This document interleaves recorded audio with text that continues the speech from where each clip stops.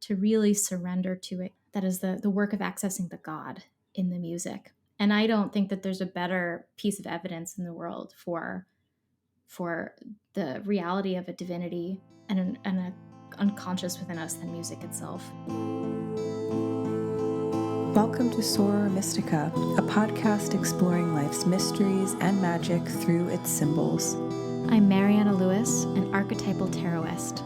And I'm astrologer Christina Farella. And just as the Soror Mystica guided the alchemist through his holy work, we hope to be your mystic sisters in these conversations, guiding you deeper into the symbolic life.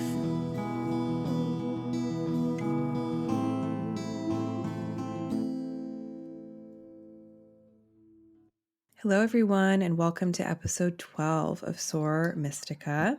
Today, we have gathered to discuss the symbol of divine music. Mm-hmm. And I am, as always, really excited to talk about this with Mariana because not only are we both interested in the mystical symbols of everything, we're both musicians in our own right. And so this is going to be a little bit of, I don't know, I think this is going to be really fun. I'm going to be chat. geeky and nerdy, and I'm going to apologize in advance for getting a little bit away from myself. But Mariana has a lot of technical training, and I'm really excited to... I also just love music. Yes. Yeah, I also, you said it's episode 12, and I just realized it is, and that's so perfect because 12 is one of the big magical numbers of music. This is perfect. We're doing everything right. We're perfect. We are. Okay, so since we're on a roll already, and it is approximately 1 minute and 1 second into our episode, tell me first what you're reading. So I am reading, I actually just started another audiobook, which I promised I wasn't going to do, and I did it anyway. And it's called The Overstory by Richard Powers. And it's actually quite good. I'm really enjoying it. The writing is good. At least I think it is because it's an audiobook. So how can you tell? But I think it's good. And it's like, I'm only like 20% into it, but there's stories of all these different characters. But it's like through the experience of plants.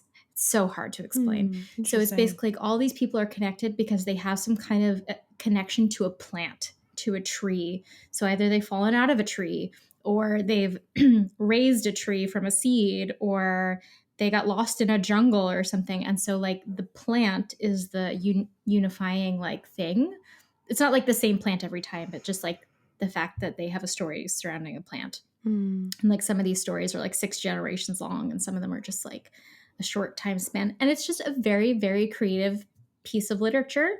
And I think that we're going to get weird soon because it's called The Overstory. So I think there's going to be some kind of plant consciousness going on. And I'm scared of the happening being the thing a little bit. But it has very good reviews, so I'm excited for it, and it's really just nice to talk about plants. So that's what I'm reading. I love plants. That's so fun. I actually thought of you the other day because I was in a bookstore and found this book by Italo Calvino. Have you ever read Invisible Cities? Have I given you this book as a present? Oh my God.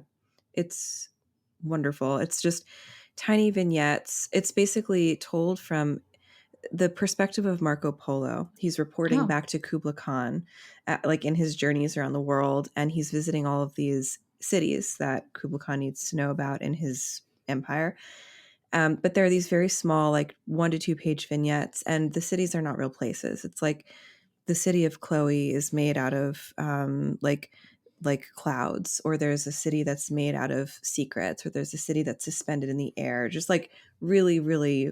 Oh, that's beautiful. So weird and cool. I'm just gonna send you a copy of it. But I found this other book by Calvino, which is like little vignettes told through the tarot. And I didn't know that he even cared about the tarot. And he's an Italian writer, so it like makes sense that he would know about tarot because it's culturally relevant. But it's just these little stories of like people who have gathered in some vast hall and are talking to each other, and they're getting their cards read, and there are illustrations of the cards in the margins, and it's the Marseille deck.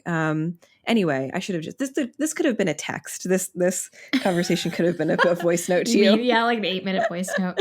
Anyway, it's something that I wanted to just like put on your radar because it seems interesting, and the little vignette, whatever nature of your book. That sounds amazing. One day I want to write a really, really boring piece, like a short story about reading for someone at like a party, and hating it and not knowing how to tell them they're about to get divorced. And, Yes, like I feel like these this things is happen. very good, American. This is what America needs, is these like boring short stories that are weirdly deep. And anyway, I see it for you. this I is see it. my new desire. I think that's amazing. Yes. That's great. Okay. Well, that's excellent. Yeah. And all right. So before we start talking about music, I want to ask you, our focus is divine music. What music do you love that you find to be divine? A lot of it. It's very hard to say. I definitely had to be really like on the nose with it. I did have a Hildegard written chant phase music Yeah. obsession several years ago. That was good. Gregorian chanting. Wonderful. They used to play Gregorian chants at Burp Castle, where I used to take you in the Lower East Side, but they don't do that anymore because everything is terrible. Burp Castle is a bar in the East Village where you used to be only able to whisper, and it's painted like a monastery on the inside. And now nobody cares about anything. It was very perfect. You're allowed to yell. You used to get you would go there, you would drink your drinks, you would whisper, then you would get drunk and you would get like a little bit louder, then you would get shushed, and then you would get kicked out. They would shush you, and the whole bar would shush you. And it was just awkward. really good. And I would love to shush people, but then you would get kind of carried away with the shushing. So then you would get shushed. One myself would get shushed. And then you would have to leave and be like, this is the worst. And then you go get French fries next door and it would be okay. Anyway, but like my go-to for music that is like the macrocosm of everything is always Björk. And I just can't not be obsessed with everything that happens that she envisions. But that's because she's a triple Scorpio and she knows the secrets of everything. She does know some secrets. She's almost too much Scorpio for me. Like I get a little overwhelmed. I feel she's like overwhelming. Yeah, she's totally overwhelming, but I'm just like so enchanted by it because like in any of her, first of all, she says herself that her album cover art, all of them are different archetypes like tarot cards. Like she envisions them all as different characters, like tarot figures, like the major arcana of her deck. And then what excites me about her is not this really important blending of like primal and intellectual. And she has this like scream that she does, or this kind of like really growly, guttural, but also fairy like way of singing that she combines with lyrics that are really, really human and really, really just like almost as essential as like Sappho. They cut to the core. Her most divine album is Vespertine, which is the word for morning prayers, evening prayers, evening prayers. Yeah. And that is an album that she wrote on her computer, but she did this thing where she created a whole library of sounds, just like teeny tiny sounds. So like ice falling into a glass, or a door closing, or wind, or putting on like a glove or something like that. And she built a whole sort of like instrument with those sounds that then were digitally programmed into her vocals, which she performed with this like traditional choir from Greenland. And it's just like all very, it's amazing. It's amazing. So to me, she gets to soar into these heavenly realms, but also is very much in the body at the same time. So I'm obsessed. Well, your Bjork is my Paul Simon. So for me, I think that the most divine music I've heard is by Paul Simon, which is not, what normal 30-somethings generally say. Since I love Paul Simon so much. I've been to 5 Paul Simon concerts in my lifetime. and I'm very, very obsessed with his music. And I think that Paul Simon is actually a quite extraordinary poet, and just, tried very hard to figure out what to do with his poetry and just made it into music. So he, one of my favorite lines of his, the song itself is not that good. It's Cool, Cool River. I mean, it's good, but it's not his best. But the last line of that song is, sometimes even music cannot substitute for tears. And I think that's actually a really good kind of way of thinking about music's power, which we'll get into very shortly. I also am a huge Hildegard person, extremely obsessed. That honestly, if I could shift careers, there's only one career I would shift to, which is to do strictly Hildegard, which it Wow. sounds crazy, but like that's kind of what I was on To be track like to a do. scholar of No, her, as a or singer of her music, like oh my strictly God. like very early medieval chant, because that's what I focused on in my undergrad degree. I did mostly oratorio music, and so then I was in the Oratorio Society of New York for a while, and so very good at singing stuff like that. So yeah. that's the only thing that'll take me away from the tarot, is if someone comes and says, "Hey, do you want to sing Hildegard for the rest of your life?" And then I'll say, "I think so." I'll do it. And then I also am very obsessed with Sleeping at Last, who is it's just a one-man band, but most people know him from, like, he did a song for like Twilight 1,000 years ago, and so he got like very famous from that. But he actually has an album called Atlas, and it's a song for every planet, a song for all the oceans, a song for every major experience, like emotional experience, a song for every Enneagram type.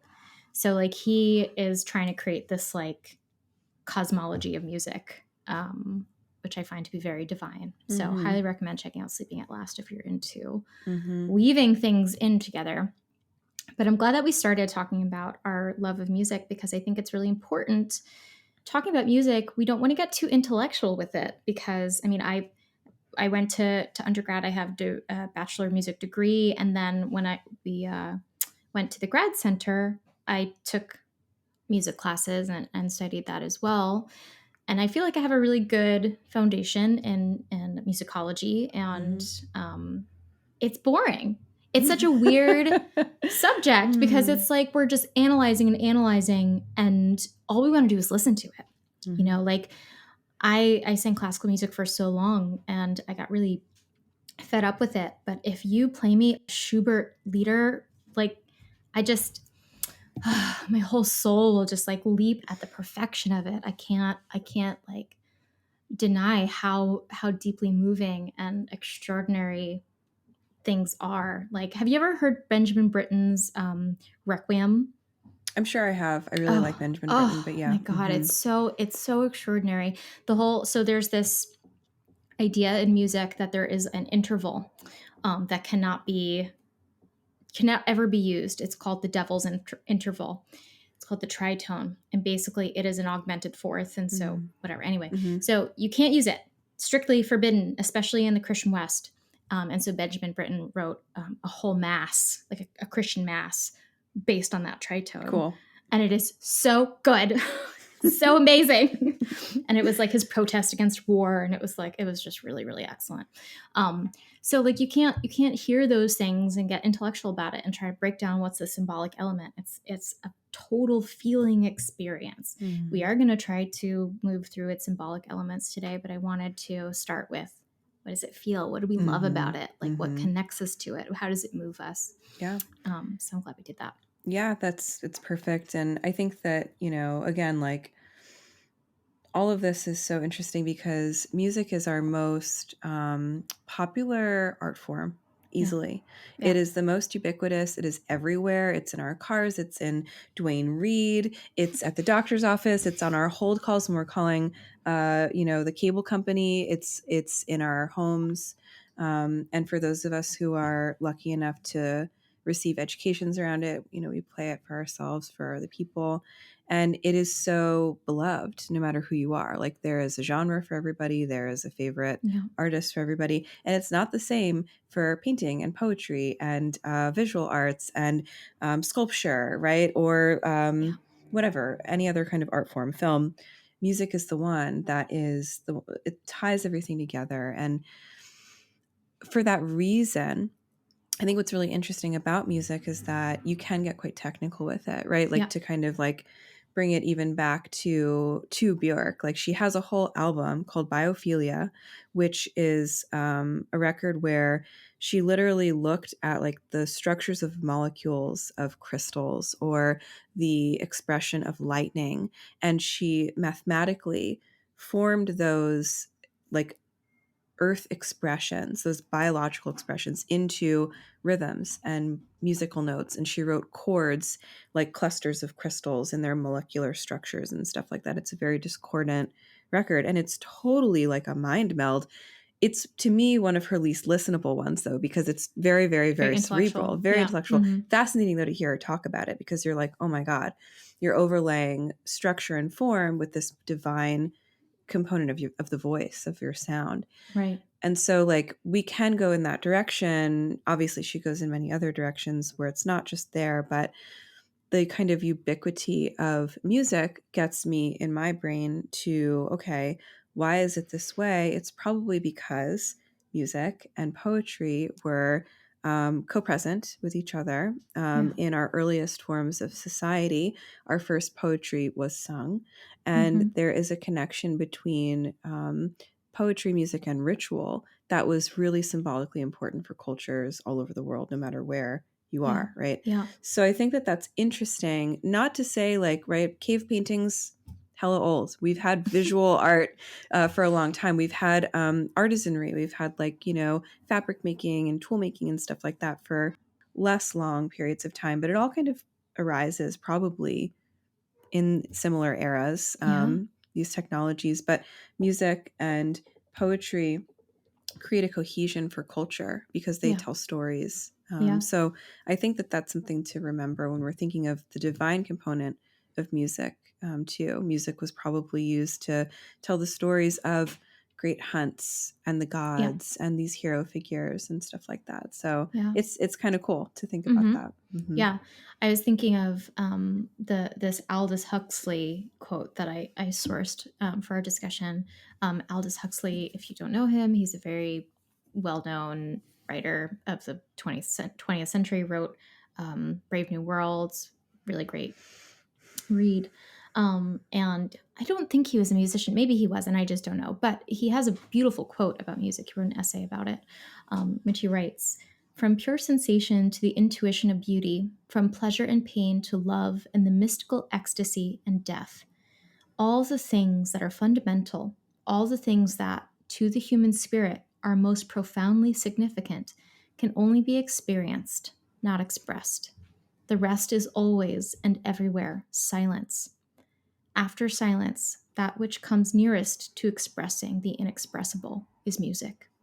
Mm. And I just think that is exactly right. It's so good because there is so much about the human experience that is inexpressible, obviously. And there is something so extraordinary about the way music accesses this well of something within us that communicates. Like, we're talking about Hildegard, right? And we're talking about Britain. And if you listen to those things, like if you put on one of Hildegard's antiphons, you're going to sit there and hear God. You're Mm. going to hear her devotion to God, and you're not going to need to intellectualize it. You're just going to hear it. You're just going to know it's present. And maybe you're not paying attention and you don't hear that. But if you are in a state of receptivity and openness to music, that's exactly what happens. You Mm. get something about it that you can feel was trying to be expressed.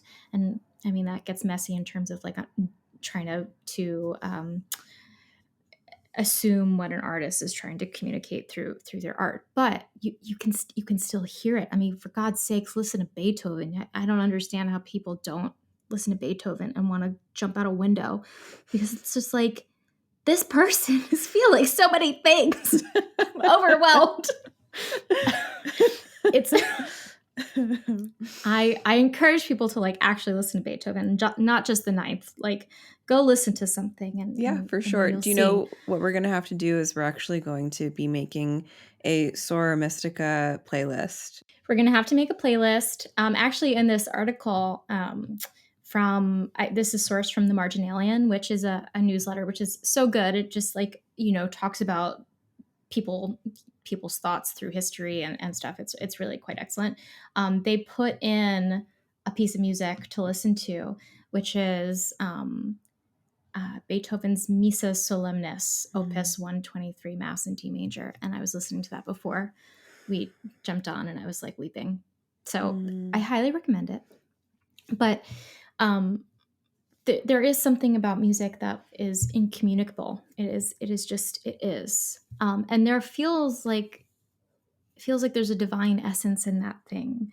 There is something that connects immediately into the collective unconscious of experience. It is not just like, oh, this is a sad song, I have been sad in my life.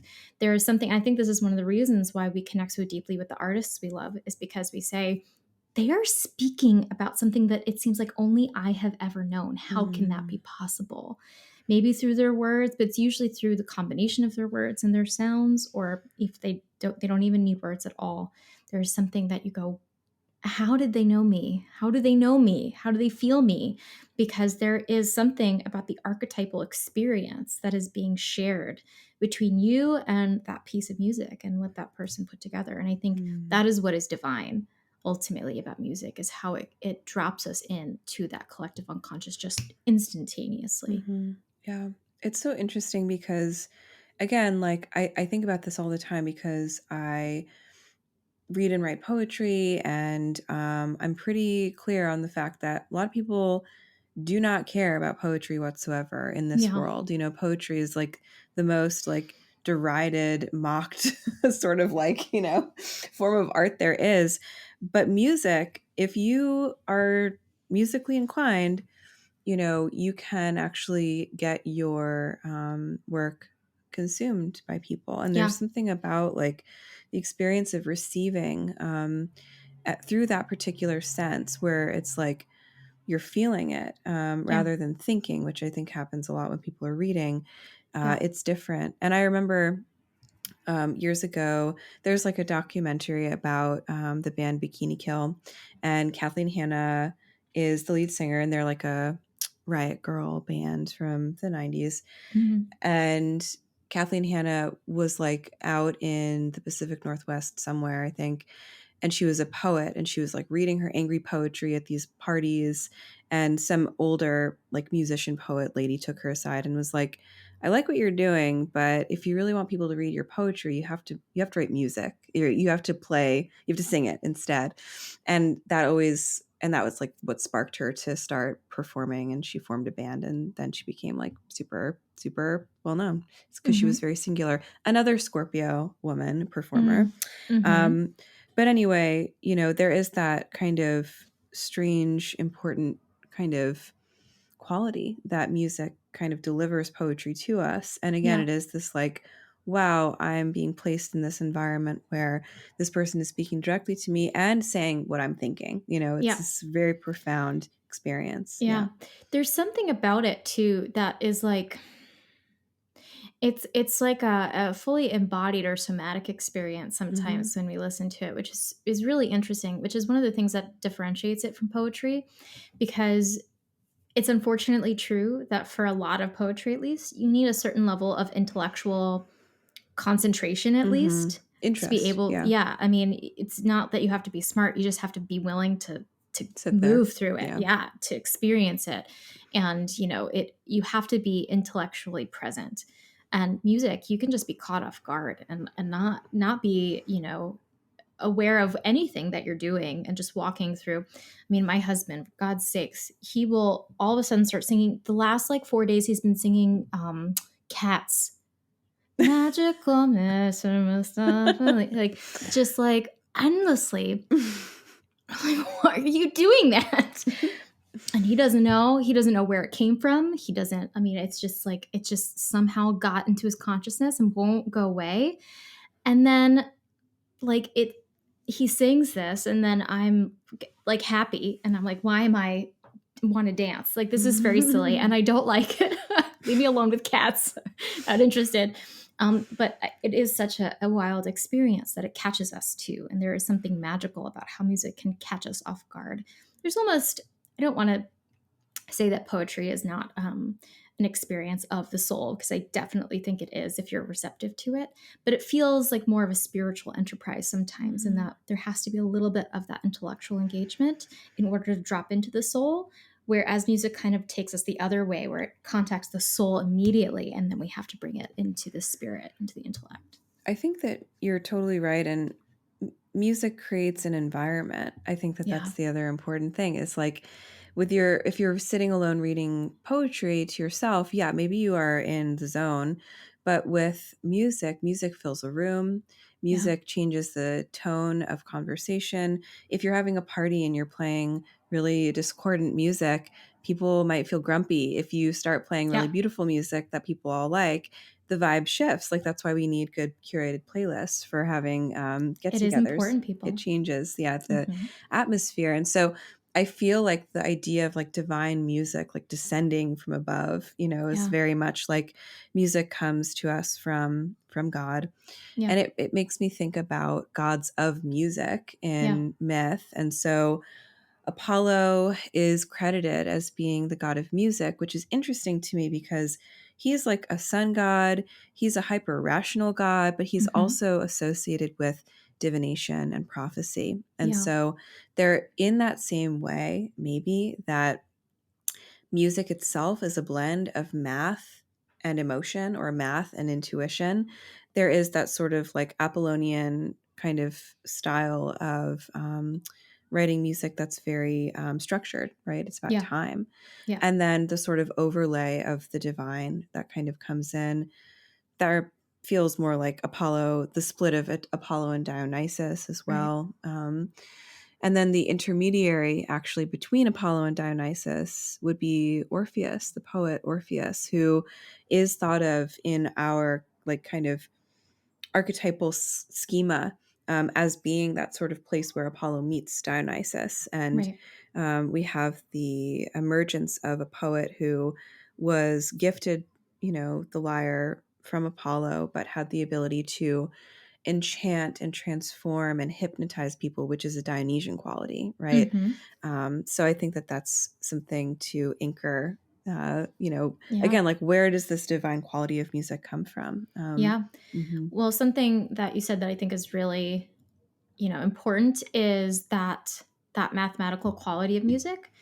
Music composition, especially when you're composing something that's not just like, whatever, you're kind of making it up. If you're trying to follow some rules, or you're trying to create something smart, clever, interesting, there's a lot that you have to know about music generally.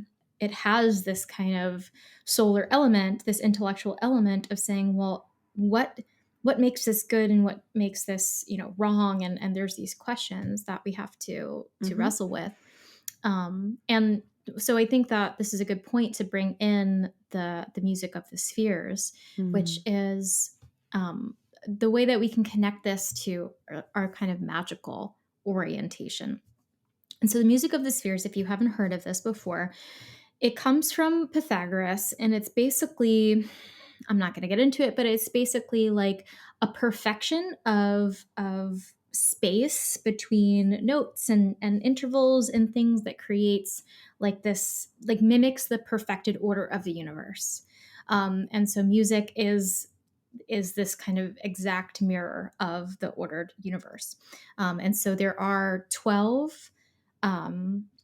12 notes basically that are in our Western scale of music. Mhm. At least it's different, it's Mhm. not the same for everywhere in the world. And so there's 12 notes, or chromatic notes, and then there's seven kind of whole notes, and those create the seven scales, the seven modes, and that mirrors the astrological, the cosmology of the actual world in terms of the 12 signs and 12 houses and the seven planets original Mhm, planets. mhm. So there is this mirroring and this communication that the ancient mind was certainly trying to figure out, how music was a representative of the cosmos. And so this idea was Pythagoras' idea, and we still pretty much use it in music today. It's like a really Mm. foundational idea. Um, but then a lot of years later, we had Kepler, who was an astronomer and took this idea and started actually broadening it out. So where Pythagoras thought, you know, this is there's some kind of harmony between musical notes and music and the planets. Um, Kepler believed that the soul was able to hear this music created by the planets themselves. And so this was something that was really interesting to the Renaissance mind. And so it's in this time period that scholars, magical scholars, occult scholars, were very interested in how music actually is a magical art form. And how we already know that poetry is a magical art form because we use poetry to invoke the gods, we Mhm. use it to create spells. But music as well at this time period was, this music of the spheres idea was actually, they used it in a kind of literal way. Like if you wanted to, if you were very melancholic, and you wanted to kind of bring in some brightness, you'd play some music in the Dorian mode because the Dorian mode was associated with the sun. And you would kind of use magic almost like music, almost like a spell in a magical way to kind of shift the inner harmonies, because the idea was that the planets are making this music all the time, but our ears can't hear them. It's the soul or the spirit that can hear it, which I Mm. just think is such a gorgeous idea. And so I don't want to geek out too much more about it, but I love it. that's just some stuff to think about. I'm like thinking about like frequency and the word attunement and Yeah. how we tune instruments and, tune into things to listen. And that's kind of like coming through and all of that. Where when we're, when we are maybe playing a certain kind of mode or scale Hmm. in a musical sense, we are inviting in a particular vibration Yes. into a room. And that's why music is used in ritual, even if it's just like a drum beat, which is its own sort of frequency. Music can be highly like, shamanistic. Yeah. And there's music in that kind of magical ceremony. So there is something really interesting about the sort of, the idea of the macro and the microcosms, kind of being in receptivity in regards to music. And I know that Kepler too got really into it to the point where he tried to discover different scales of like musical scales based on the degrees of the orbits of the planets Yeah, themselves. I believe it. And so you can Google it. Maybe we'll put it in the show notes. There's like there are like written scales that correlate to each of the planets as per Kepler. And I think that I remember that like Venus is actually just one note because of the quality of her orbit. I don't really, I'm not an expert on Kepler, but Yeah. it's very, very interesting to think of this idea of music being something that comes from the heavenly spheres. And, the idea of like the planetary sphere itself being circular, our scales move in this ascending kind of circular motion Hmm. too, up and down our instruments. So I remember too, like, there are moments where music inspires us and we're inspired to reach for it more Yeah. often. Yeah. I remember after a particularly hard time, randomly, like at the end of my time in New York, I was just, yeah, things were weird in my life. And I had bought my partner a lyre for Mm. his birthday because he's a poet. And it was kind of like a half joke, but it wasn't really. I was like, Hmm. this Hmm. is, this is a gift. And we had it hanging on our wall. And I was like, I think I can figure out how to play that thing. And because I was upset and bored and lonely, I took like an hour and I figured out how to I how love to your lyre music play so much. it. And it was really soothing. and really important. And it became like this important experiment that I was doing to figure out how to create songs on an instrument that I had no experience with. I played piano for like 12 years as a kid and only got into music theory in the last 2 years of it because my piano teacher was like, okay, like you Yeah. are a grown up now and you should know Yeah, about I this should know a stuff. little bit, yeah. And that was cool. And I really loved that. And Mhm, I was in the jazz band in high school. I was also mhm. in the orchestra. I played violin, but I was really bad at that. Wow. Yeah. I was really bad though. It's fine. So anyway, this is just, it is important. But I think that there is this really precious social element that if you're worshiping in a church or if you Yeah, are gathered with people in a kind of family gathering situation, or if you are um, at a graduation ceremony, like music is always there to accompany yeah, the experience, like it's a spirit of its own yeah. in its own right, and it probably is. Yeah, I think I've mentioned this on the podcast before, but my job for about a decade was as the cantor of a Catholic church, and Love yes, they're it. also called cantors. I was so impressed when I met you and you were like, I am a funeral singer. And I was like, I you are my sing new favorite funerals. person. I Hmm. kind of loved it. I mean, I didn't. Funerals are rough all the No, of time, course, I shouldn't say that, but yes. but no, but someone has to do it. It has to be done, and it was extremely special because people don't care what you're doing. I mean, like weddings sucked. Everyone hated singing a wedding, playing a wedding, absolutely miserable because everyone cares so much about every little thing you do, and you can't make a mistake, and it's just the tension is ridiculous. Um, but with a funeral, no one was paying attention to you. No one Hmm. was listening to the music that was being chosen or whether you were sharp or, whatever. And the whole thing was, can I bring solace to these people? And that was my intention for everyone.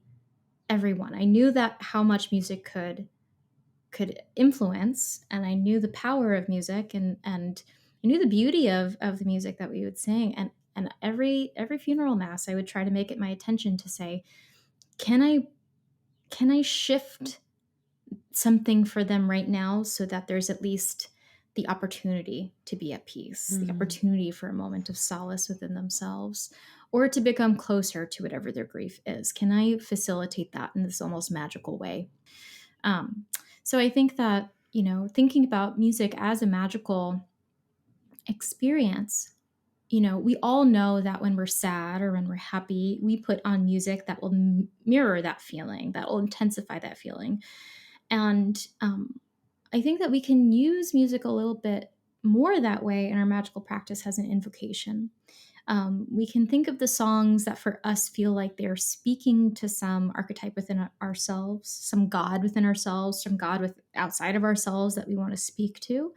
And maybe when we're doing our magical work, bringing in that musical element can be very powerful. Or if we just know I am stuck somewhere and I want to shift something, just putting on a song that that song will tap you into some archetype within Hmm. yourself immediately. That can actually be very good. I mean, after my mom passed away, it was very hard for me to cry and to grieve because there's just a lot going on, and it can be very overwhelming. And so I was like, I'm going to go into my room. I'm going to put on Paul Simon. I'm going to put on, Bridge Over Troubled I was Water going to or say something. Bridge Over Troubled Water would do the trick every time. Yeah. Yeah. And it's gonna come, and I know it's gonna come like immediately, and I'm not gonna have to do anything, and Mm-hmm. it's almost like a tool I can Mm-hmm. use to access the stuff in me that my conscious mind, maybe doesn't know how to get to. Mm-hmm. And Yeah. I think that that's one of the ways that we can actually use it. Mm-hmm. Yeah. Another person who you and I both love who I think does this very well is Joni Mitchell, Yeah. because she's Yes. just gets into, again, she's another poet. I think all of these Yes. people that we're Absolutely. mentioning are like really smart, really good poets, but then bring in this sort of ethereal, transportive qualities of tapping into these different archetypal experiences in life, like grief and love and Yeah. exaltation and being crushed in heartbreak and all of that stuff. And so, yeah, it's this really, it's a beautiful, it's a beautiful analog, I think, for human experience. I still don't quite understand, though, why like people aren't as immediately transported by painting. For example, Mhm. I love painting, but I think that it's just not the same. And you know, again, it just really brings me back in my mind to the connection between religion and music, right? A huge Yeah. component of being in a religious community is there are songs that we sing at different parts of a mass. For example, you and I Yeah. are both raised Roman Catholic. I like had the um, experience of playing piano at like our family mass Mhm. every Sunday, and Yeah. that was a lot of pressure, but I liked it. It was Yeah. like, yeah, it was like the kids mass kind of Yeah. like families with little kids would go to that and they could all just like make noise and stuff. So it wasn't so formal, but I also grew up going to mass in a school gymnasium, and that also was not That sounds divine. right. Yeah. Okay. um, but I do think that that is an important root of it. And Yeah. that's probably why we treat music like it is sacred, because for a long time it was part of a sacred rite that we kind of still have to Yeah. remember. I think it just naturally is. I think any kind of sacred rite you're engaging in, there's going to be a musical Hmm. element that's going to want to come in. I we don't know much about like Celtic music, pre Hmm. Christian Celtic music Yeah. at least. I'm sure it's out there. They probably didn't have any notation of it, I would guess. Mm. But I'm sure that that was part of the when you Google like Slavic like folk music. Mm. And there's some wild things that are so cool to listen to that people are reproducing. Have you ever listened to the oldest song? The I oldest don't song that they have know. notated. It's a Greek song and Oh, I was gonna say, I think yes. Okay, go. Yeah, it's yeah, just weird. It's yeah. just a weird combination of notes and things but it's just so spooky Hmm. and cool to listen to. Like this is what people were creating at the time. And I think that this is, we've talked about the magical element of music and we've talked about the feeling element of music, and we've been kind of circling around the mystery of music. Hmm. And I think that music is one of the great mysteries of experience in being human. And I think that for whatever reason, as we were saying, like it's the same with art, it's the same with poetry, it's the same with sculpture, any kind of artistic form. There is something that there's some kind of barrier that has to be crossed in order to engage with it, but music is Hmm. not so. Hmm. It's not the same. It's not true for all music, obviously. I mean, anytime I try to listen to Bach's Goldberg variations. Oh, love those. Yes. Yes. Okay. Hmm. So anytime I put on Bach's Goldberg variations or trying to listen to them, and then my husband's there, and I'm like looking at him like, "Isn't this great? Isn't this so amazing?" He's like, "Yeah." Like It's it's not. incredible. I know. I'm literally writing everything down to make a playlist for this episode. So Good. we're going to link it. Yeah. And so, okay. So a couple of things have come up in the course of listening to this, thinking about the divinity and music. I think I failed to mention another like obsession of mine was John Cage for a long time. Yeah. And he famously is like an anti-musician, right? He is someone who has a piece of music where he just sits at the piano with his hands above the keyboard, Yeah. and it's just silence for like 5 minutes and 33 seconds or something like that. Hmm. But he also he was very experimental, and he's, the kind of forefather of people like Brian Eno, who write Yeah. now like what we would consider ambient music, which I Yeah. love Brian Eno. I do too. Yeah.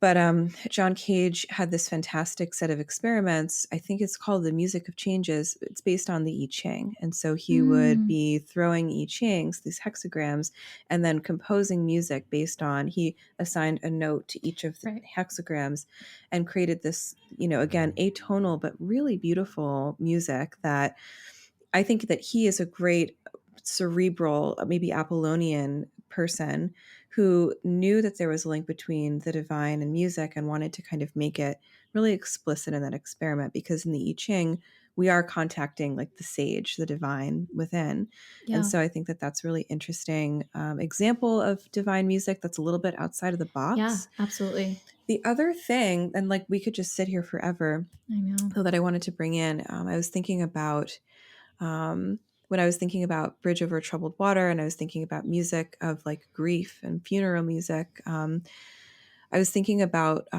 the Portuguese genre of fado, Yeah. Oh, which yeah. right, and Amalia Mhm. Rodriguez is like my favorite fado singer, and that is just music that is about like it's like the lament, basically. Yeah. It's like lamentation. But what's in fado and what's in Rodriguez's music is something that is called or referred to as the duende, and this is something that Garcia Lorca writes about a lot in his like essays on poetry and essays on art. And the duende is basically a kind of way of saying it comes up in Spanish folklore, Portuguese, and probably Latin American folklore as well. It can be referred to as this quality of inspiration, something inspired that comes up from within, or Yeah. the duende can also be this supernatural spirit. It can Yeah. be this like ghost basically that lives inside of us that comes out through particularly inspired pieces of music like fado or like Right. anything else that's as passion oriented as that. So I think Yeah. that that is one of the keys, like for music to be divine, it needs to have the duende somewhere inside of it. It needs to have Yeah. that inspired spark. I love that, bringing that in so much, because I think that putting it in the language that I would use, at least, I would say that there is something, as we kind of bringing it back to the beginning, there's something that some archetypal thing that we're connecting to. We're connecting to the archetype of that moment. Like, you know, watching a pianist or a violinist or a cellist or anything play, and then the moment they release, Mm. they release the control of the craft and surrender to the spirit, to that archetype of whatever the music is communicating, love, fear, passion, whatever it might be. Then it transforms into something extraordinary. Mm-hmm. um, that only happened to me a few moments in my life. I actually, one time, when I was doing Fiddler on the Roof, when I was a performer, a musical theater performer, in Indiana, to a Crazy. very right Christian world of people, Crazy. who wanted to watch Fiddler on the Roof. So I was Huddle, and there's this song in there about leaving, about she decides to leave her family and go off with the man she loves, and it's a gorgeous song, and I sang it 100 times, throughout the length of the thing. And that was like, I was doing some like big stuff in my analysis at the time, and that archetype of like the grief of leaving people who loved me, and creating a boundary. That's kind of how I was reflecting on it. I started singing that song, and I lost it. I lost Mm. myself to it. And I don't even remember it very well, but I remember the feeling of the total grief of begging this person who's my father, or singing to my father, to Mm. understand why I had to leave, why I had to do this. And the actor who was playing my father started crying. And and I was like, and that's when I snapped out of it, because I was like, why is he crying? He doesn't cry in the Mm. scene. What's going on? Mm. And then I realized that I had lost myself to Mm. It's so the actual beautiful. experience of the music, yeah, and the archetype that it was connecting to, and to really surrender to it. That is the access. That is the work of accessing the God in the music. And I Mm. don't think that there's a better piece of evidence in the world for the reality of a divinity and a unconscious within us than music itself, because Mm. somehow we all can, like, oh my God, put me in a room with people and they're playing the soundtrack to Lord of the Rings, and I'm like, everyone knows what it's about now, right? You all get it. You watch the movie, you don't get it, but you're listening to the soundtrack, and I know you get it. I know you understand. It's about friendship and perseverance and all the things, and it just communicates it so extraordinarily. And I listen to that a lot, obviously. And anyway, I feel very passionate about the fact that we listen to music casually, but we can bring it in a really important way into our craft and into our inner work, and to be thoughtful about what is the music speaking to within us, that it's allowing us to access that our conscious brains are not allowing us to access, and what is that thing, and how do we hold it. And that's what I encourage for people and hope for people. I think that that is beautiful and probably a perfect place to segue into the consideration of a symbol. Beautiful. If you're enjoying this podcast, we encourage you to learn more about how you can support us on Patreon. There's many benefits available, including extended episodes, guided tarot meditations, and astrology transit journals. But all listeners are welcome to share a symbolic experience for us to explore on the show. Therefore, we invite listeners to pull those symbols from their lives, whether they come from a dream or synchronicity. Thank you to today's sharer, and please tell us your symbolic experience on our website, sorormysticapodcast.com.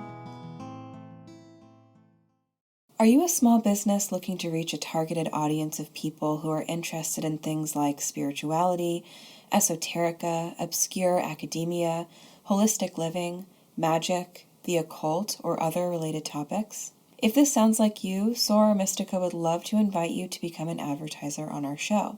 As Soror Mystica has a highly tailored audience of mindful, curious, depth-seeking listeners, we would be delighted to be able to give your business a place to reach new eyes, new ears, and new hearts. If you're interested in becoming an advertiser, you can find our application form at our website, which is sorormysticapodcast.com/advertise with us. Thank you so much for being a part of our listener community, and we really look forward to hearing more about your unique business quite soon. We want to let you know about a very cool spiritual small business that you should support. Vibes del Alma focuses on creating a safe and nurturing space to tune into the vibes of your soul to live an authentic life. Vibes del Alma will walk alongside you through sound therapy, intuitive card readings, and astrological consultations to find the song of your soul. This allows you to make space for the things that add value to your life while letting go of the things that don't. If you want to learn more, go to vibesdelalma.com or find them on Instagram under the handle vibesdelalma. So this symbol is an interesting one about pools of deep water. So they say, I've had 3 dreams this past month relating to deep water or a pool, and I'm curious about your input. In the first one, I am deep cleaning an empty pool before it gets refilled. I'm explaining to some girls that I will be reborn soon as a younger version of myself, or else I will die within a year. In the second dream, I am in a cinema talking to a high school friend I haven't talked to in ages, who's telling me that she's leaving on a submarine for an important expedition in Norway. In the third dream, I'm visiting a sports complex with a friend. There's a huge indoor pool and a little pond outside that I feel like going to swim in the summer. Okay, so those are the 3 dreams. So, pools and pockets of water. What are your thoughts? Well, I think that my go-to, which I'm sure is also yours, water is the element of the feminine, Venus and the moon. Water is the element of the intuition or memory or the ancestral or time. Water is of the ocean or of rivers, which is, how a lot of life is generated in water. Water is generative. And it is also something that we need to live, but we also can't have too much of. Like water also suffocates. Water also can drown, and so it has this really interesting power within it. It's essential, but it's also a little bit dangerous and unknown, and things can hide in dark water and all that kind of stuff. So that's what comes up at first blush for me. What about for you? I think what's all that is so good, water connecting to the feminine, the unconscious. The thing that's interesting to me is that they're pools in the first one, and then also in the third one. The second one, it's not about a pool, but it is about a submarine. So there is something about submerging into the water in a contained way. And a pool is a place where water is filled, but it's not natural. And that's interesting to me, that there's this idea of like a man-made space where we would fill with water. So there's like almost like a need to manipulate where the water is. And then in the first dream, it's empty. There is no water in it. So it's just the space. In the second dream, there's water, and there's a friend who is going into the water, but not the dream person, not the dream ego, which is also significant, kind of pointing to like there is some kind of submergence in the water, but like not quite you yet. And then finally, there's a pool and a pond outside, and you feel like you're going to swim. So the first thing I would say is there's a progression in these three dreams. One, pool with no water. Two, the friend is going into the water, but not you yet. Third, you see the water and you know you're going to go into it soon. So I would say that there's already evidence that the water of, you know, being maybe the feminine experience for you, maybe kind of that immersion into a deeper wisdom within yourself, into some unconscious material that you know you need to balance yourself out, you know, deeply. You're getting closer and closer to it, but you're not quite there yet, which is still very interesting. Yeah.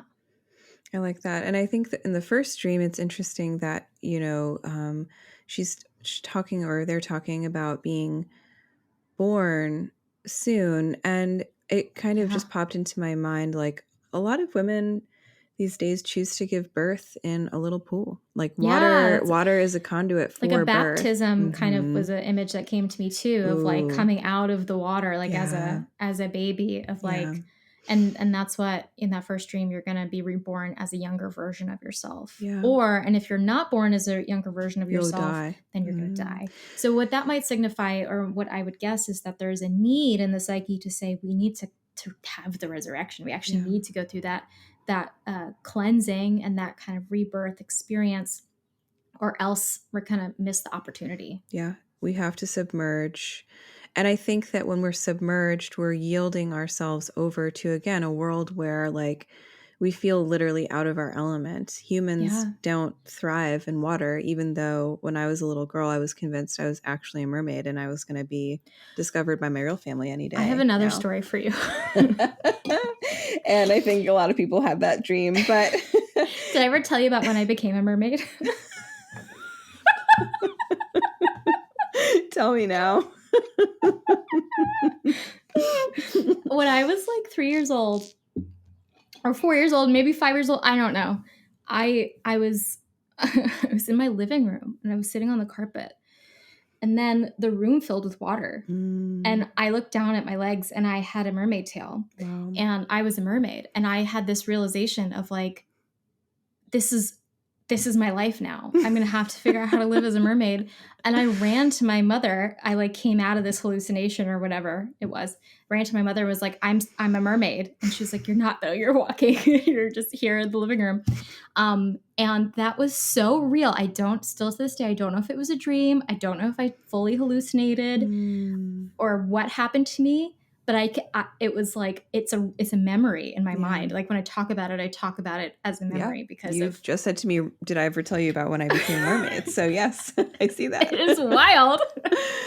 Wow. But anyway, it is. It's like you have to transform in order to be in the water. You can't be fully human. So that's kind of the point, right? Like the mermaid is the symbol of like you're both human and you're part of the water, and that's not fully human then. So yeah, that's interesting that there's like this submersion in the water that's not quite happening. And then the submarine also is that image of like protection. Yeah, it's technological. And so it's different than being actually yielding over to it. And, you know, the mermaid thing is interesting because, or any kind of like human animal hybrid is always going to be cueing us into the split between our animal nature and our human nature, which is inherent and often forgotten, I think. Yeah. And so in order to find those deep moments of transformation, we need to kind of yield over to that more primal interior part of our psyche that is kind of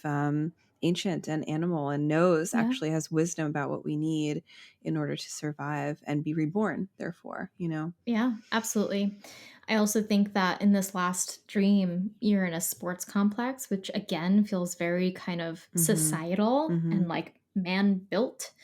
And there is an indoor pool and then a little pond outside. Yeah, it's like a And then you're choice. going to go to swim in the pond. That's like the beginning of the story, right? Yeah. Yeah. Mm-hmm. You're going to not choose the man made thing, the thing that is safe and contained and sterilized or whatever. You're going to go out into nature and swim in the smaller space that's Mm-hmm. probably a little bit mucky and weird, but Mm-hmm. like natural. Mm-hmm. So I would say, dear listener, think about that. Think about maybe do some active imagination with starting to walk into that pond and move toward that space, see what happens, and keep noticing those dreams because it clearly seems like a progression to me that there's some part of you getting closer and closer to coming back to that natural element and willing to go into that Mm-hmm. water, that unconscious space. Love it. Beautiful. Well, thank you all for listening to our complete geeky episode on music. I nerded out a lot, but I could probably talk about this stuff for just days and Mm-hmm. days, and it excites me so much. So thank you for being part of it. And make sure to leave some feedback for us, a review, give us a little rating. It really quite helps. Thanks, everyone. Take care. Bye-bye. Thank you for joining us in our conversation today. Please consider supporting the podcast by leaving a review and following Soror Mystica wherever you listen. You can also become a more active supporter and a member of the Soror Mystica community by joining our Patreon. If you have a symbolic experience that you'd like to share with us for the podcast, you can tell us all about it at sorormysticapodcast.com. The music for this podcast is written and performed by me, Mariana Lewis, with special thanks to Stefan Lewis. You can connect with both Christina and myself on Instagram and get to know our work by clicking on the links in the show notes. As the alchemical motto goes, as above, so below, as within, so without. May this ancient wisdom continue to guide you deeper. Until next time, take good care.